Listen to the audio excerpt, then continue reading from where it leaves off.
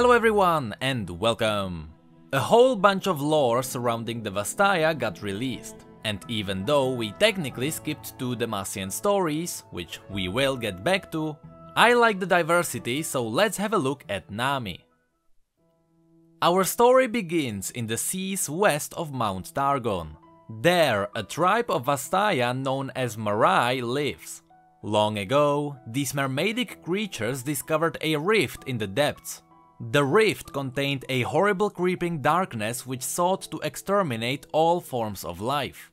At the center of their village, the Marai placed a glowing rock known as a moonstone, which is said to be infused with the celestial magic of the heavens. Its haunting ethereal light protects the Marai from the creatures that crawl from the abyss. But every 100 years or so, the moonstone's light begins to dim. At that moment, the tribe has to choose their fiercest warrior to become the Tidecaller. The Tidecaller has to dive into the icy darkness of the rift, survive the horrors within, and retrieve an abyssal peril. If successful, the Tidecaller would rise to the shores where a luminous wanderer from Targon's Peak awaits with a moonstone to trade for the peril. It is a difficult ritual that, despite its elusiveness, managed to keep the creatures of the dark contained. In the past, the Marai had sent groups of their most elite warriors to collect the peril, but they learned that the more forces they sent into the rift, the stronger the monsters become, as if it fed on their energy. While an army would be annihilated by the abominations below, a single scout, armed with a legendary Marai staff capable of controlling the tides, could potentially avoid the dangers long enough to escape with the peril. Nami always wanted to be the Tidecaller, but she was impulsive and young. She was known amongst the Marai as a fierce warrior whose stubborn determination often got her in trouble. Time passed and the moment of choice arrived. The moonstone once again dimmed and the Marai had to choose their champion. In the end it was Rasha, a prudent warrior known for his level head in battle, who became the Tidecaller. Rasha dove into the depths of the abyss. A week passed, then another. An entire month the Marai waited for their Tidecaller's return, but there was no sign of Rasha. No Tidecaller had ever failed to return. The elders waited and argued while the moonstone grew faint. But Nami knew someone had to take up the mantle of Tidecaller soon, or all would be lost. So it might as well be her. Nami grabbed her mother's bathing staff and plunged into the abyss. After several days, she returned with the peril, the Tidecaller staff, and a look of quiet horror in her eyes. Though furious at her lack of respect, the elders admired Nami's bravery and officially titled her the Tidecaller.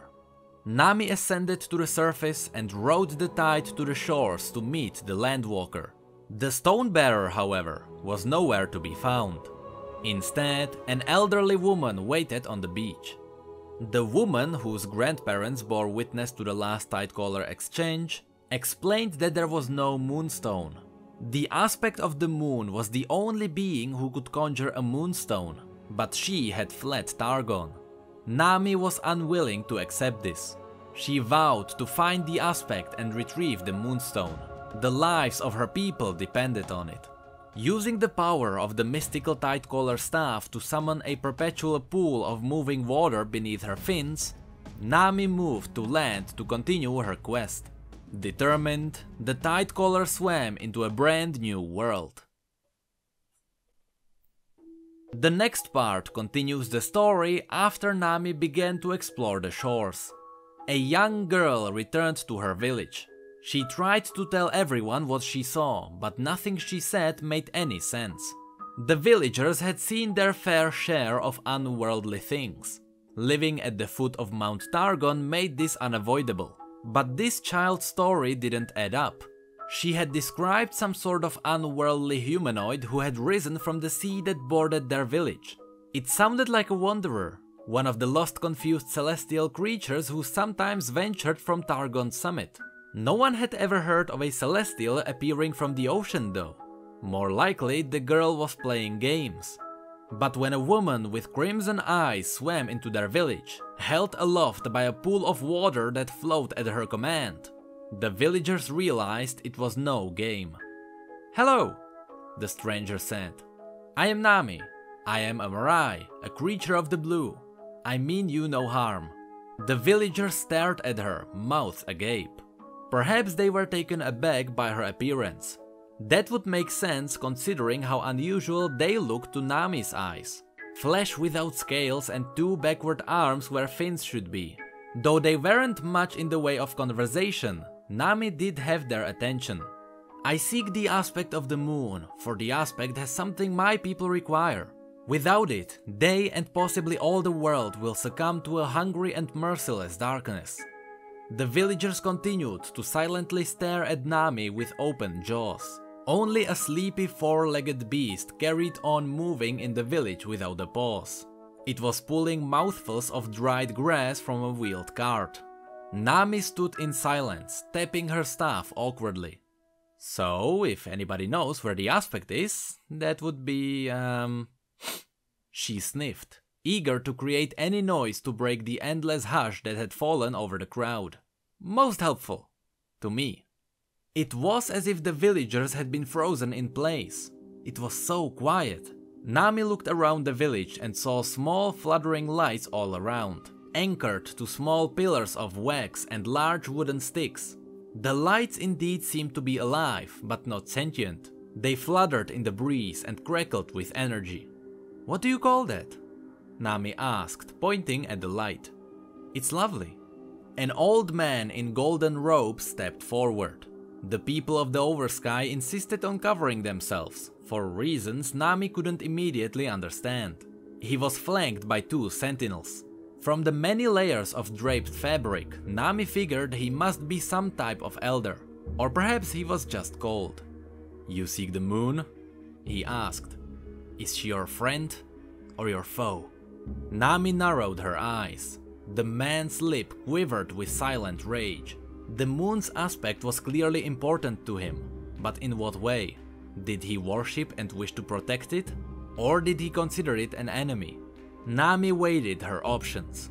Surely, she thought, no one would be so unwise to make an enemy of the moon itself. She replied. "Friend, of course." "Heretic!" the elder shouted. "Fiend, I said fiend, you misheard me!" Nami shouted, but her pleas went unheard as the sentinels shouted orders. Many of the village's people grabbed their weapons, dipping their spears into round containers of fluid and sparking them alight. Nami stared at the tips of the spears, now flickering with orange light spirits. Their dance was mesmerizing, but radiated heat. Nami suspected touching one would be incredibly unpleasant. "You will leave this village at once. You spread fear and deceit, and we will have none of it," the elder demanded. Nami stared at them for a moment, her face hard. This was it, her first test as a landwalker. She knew that if need be, she could defend herself against anyone in this village, but that wouldn't get her what she needed. "I am scared," she said. The elder smiled. Nami did her best to ignore it. "Not of you, mind. I've looked into the hungry, hateful maw of darkness and thought I would never feel joy again. Your spears can't compare to that," she said. "And so I am not going to leave, not while my people are still in danger." She moved forward and planted her staff in the ground. She moved with such confidence and fearlessness that the villagers were taken aback, physically in one unfortunate case.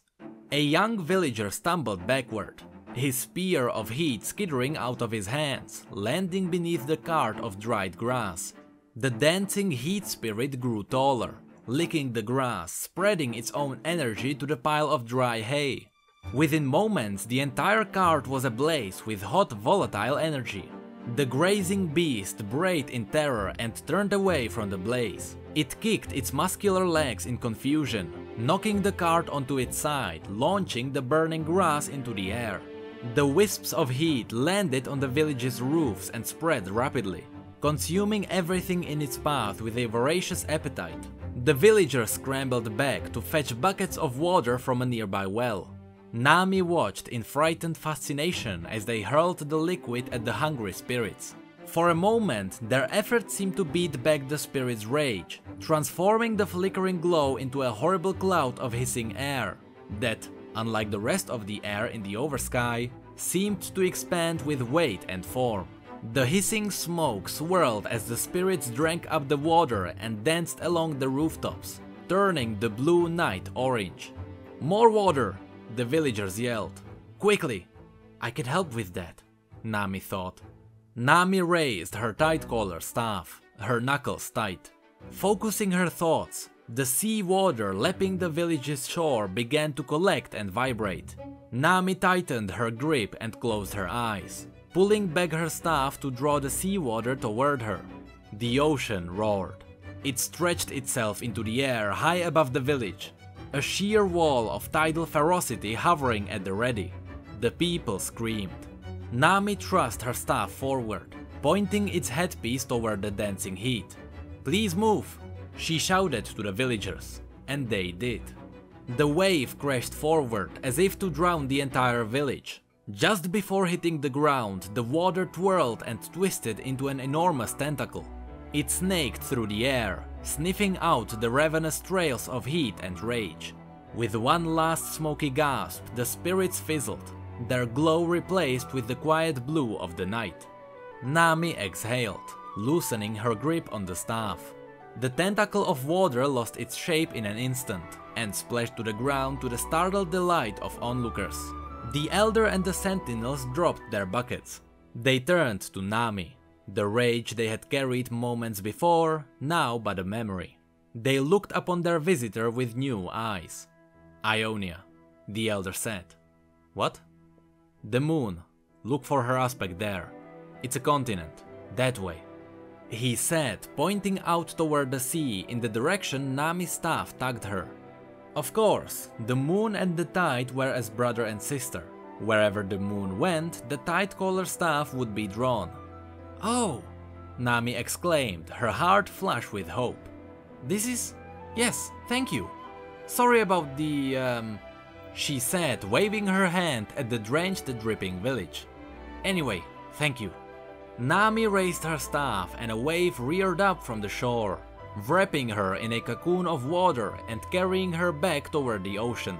The Elder called after her. "Fire!" he shouted. "What?"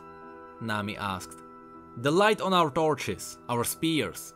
It's called fire. It keeps us safe, but it can be irrational sometimes." "Fire," Nami said, smiling. "I like it." And with that, the Tidecaller returned to the oceans, headed into the unknown. And that was the story of Nami.